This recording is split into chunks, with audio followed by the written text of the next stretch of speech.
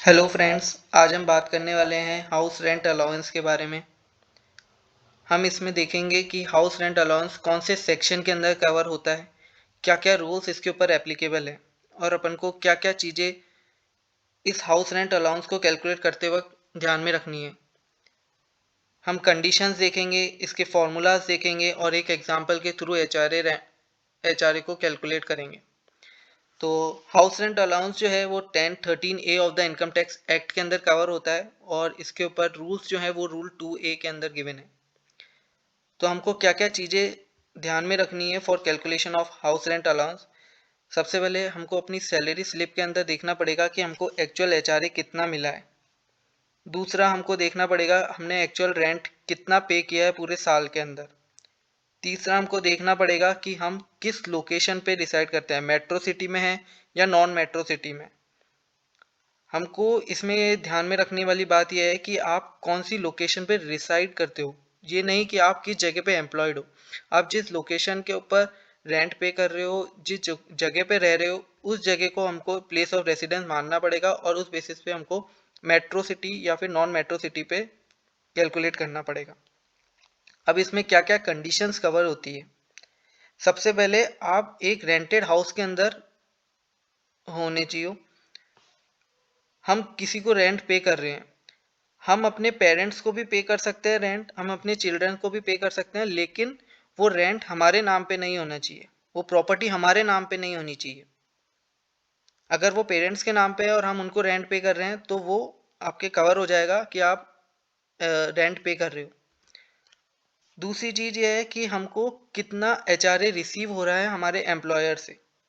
Generally अब हर salary slip के अंदर एचआरए एम्प्लॉयर देता ही है।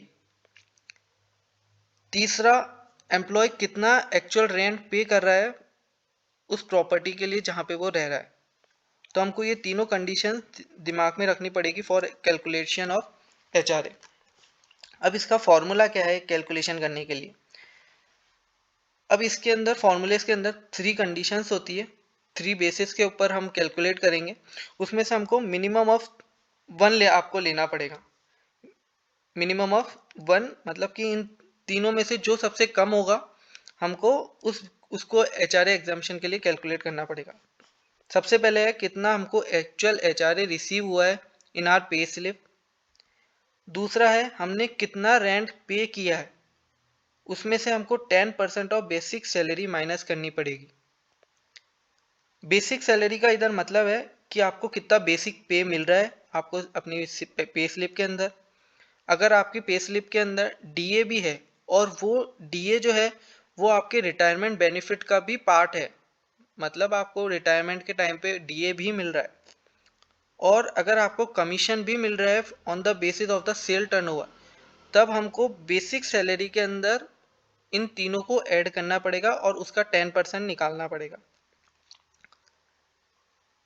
तीसरा कंडीशन ये है कि आप अगर कौन सी लोकेशन पे रिसाइड करते हो, कहाँ पे रह रहे हो।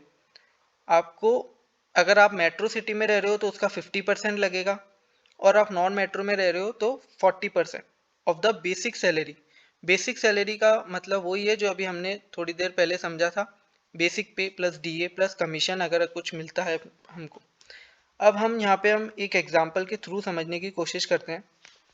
सपोज करो एक इंडिविजुअल है जिसको मंथली बेसिक सैलरी मिलती है 15,000 रुपये और उसको एक्चुअल एचआरए जो मिला है वो 7,000 रुपये है। और अगर उसने एक्चुअल रेंट पे किया है जो कि एक मेट्रो सिटी के अंदर रह रहा है, वो पे किया है 8,400। ये सब पर मंथ के अमाउंट है और वो एक स्लैब के अंदर कवर होता है जिसकी टैक्स स्लैब रेट है 20%। तो हम किस तरीके से कैलकुलेट करेंगे एचआरए को एग्जाम्पशन के लिए।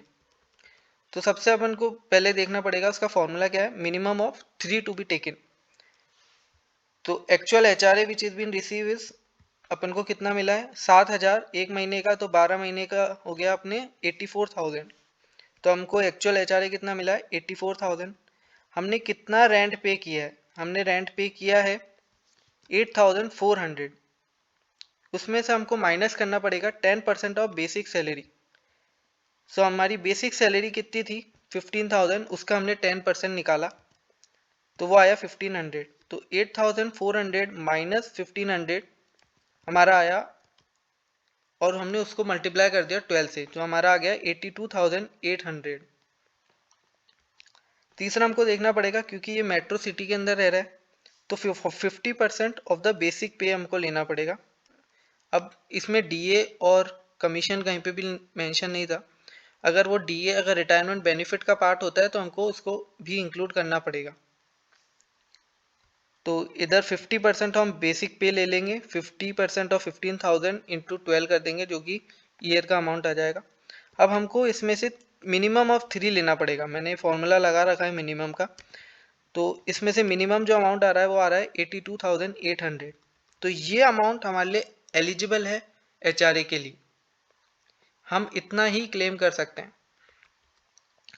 तो हमको एक्चुअल एचआरए की कैलकुलेशन, अब हमको कितना टैक्स पे करना है। हमको एक्चुअल एचआरए कितना मिला है 84,000, उसमें से हमको एलिजिबल अमाउंट कितना है अंडर सेक्शन 10(13)A वो है 82,800। तो हमको टैक्स कितने अमाउंट पे करना पड़ेगा 1200 अमाउंट पे, क्योंकि हमारी स्लैब रेट 20% की थी, तो हम 20% स्लैब रेट के हिसाब से टैक्स पे कर देंगे।